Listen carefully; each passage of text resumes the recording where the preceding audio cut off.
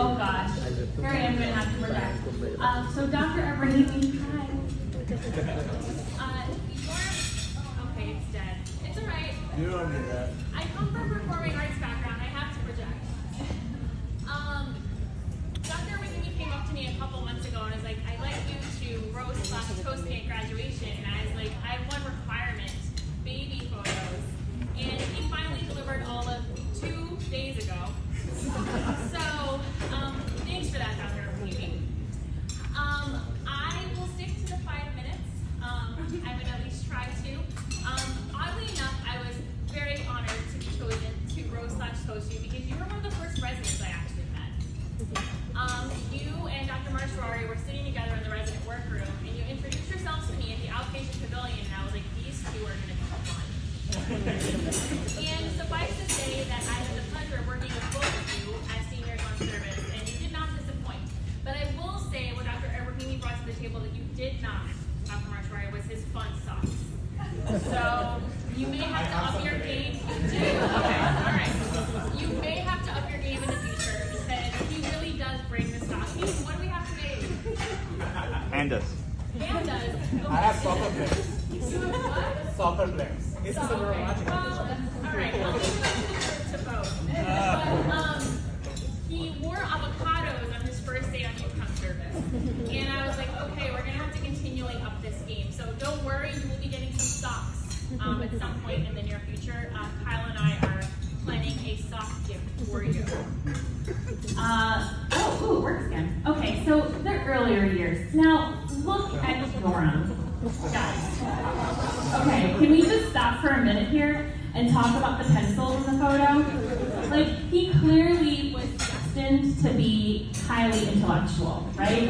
And then in the middle, he knew he was going to be going to some questionable stroke codes because he was clearly already wearing his PPE. And look at the grin on his face. Like, he's way too excited to be wearing that much PPE. And then all the way on the right, I mean, the hair. Seriously? Stop it. What happened, Yoram? Fade. Yeah, no.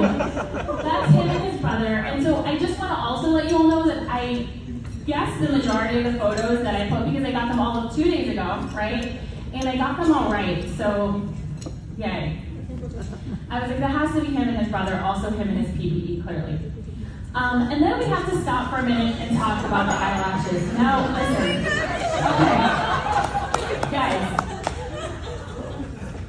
It was Yoram's first day on his neuromuscular rotation at UConn, and Jody, who is our technician, do you remember this, Alex?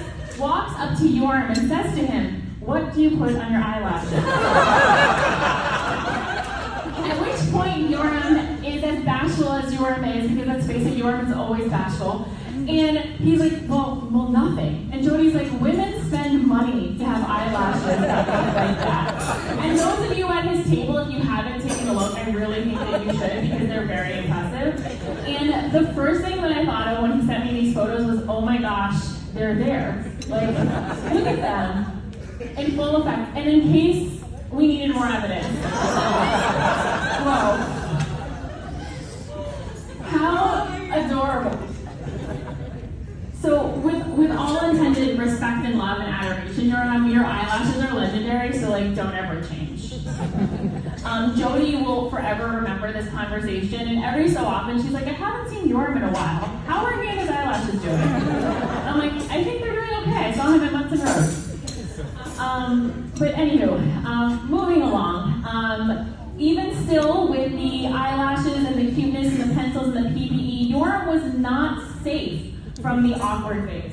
Okay? Also, I asked him, I was like, was this your apartment spot? And he's like, yeah, you totally could say that. And I'm like, but was it though? And he's like, no, it wasn't. And I'm like, what was the picture from? He's like, I don't know. I'm like, okay, I love that for us. So anywho, this is the awkwardness of Yoram. But I mean, just to remind everyone, this is what we were before, okay? Now, before. All right. And then we're going to kind of take a deep dive. So we completely bypassed grade school and high school, which, by the way, Yoram grew up in Great Neck, yes? And he went to Binghamton for college, and he's very proud to be from Long Island. I got 0 pictures from that beyond the cuteness of his youth, so we're going to dive straight into Sackler, which is where he went to medical school.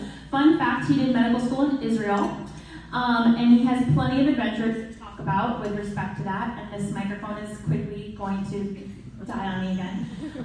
But what I'd like to point out is the bottom corner here. So here you've got Yoram in a workroom with, who are these people, Yoram? Medical student friends. Right, they're your friends from med school. Okay, that's what I thought. So as we all know about Yoram, he kind of talks in circles, right? So like, have you ever had a conversation with Yoram and you realize you don't ever quite get a straight answer?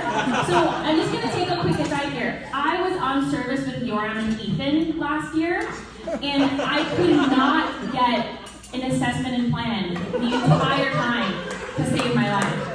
Because every time they would talk about a plan, they'd be like, oh, but let's add one more test, and oh, Dr. Hernandez, what do you think? And I'm like, guys, we need a plan. And to be fair, their ideas were all very, very good, highly smart and highly thoughtful, but occasionally unfocused. So here you see he's clearly lost the focus of some of his classmates. So I'm glad to know that this was something that also transferred to medical school. And then he probably fell asleep in the top left-hand corner because he was talking too much, right? Like, at least that's what I was telling myself while I was putting this together. And then we've got the adorable picture of the ever-excited Yoram, who's scrubbing into the OR, right?